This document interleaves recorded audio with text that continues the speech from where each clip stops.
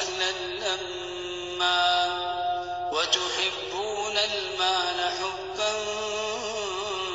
جما كلا إذا دكت الأرض دكا دكا وجاء ربك والملك صفا صفا وجيء يومئذ بجهنم يومئذ يتذكر الإنسان وأنى له الذكرى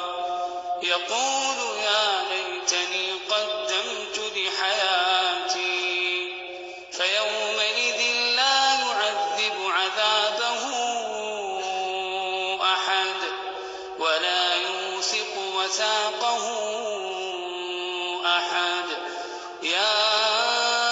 أيتها النفس المطمئنة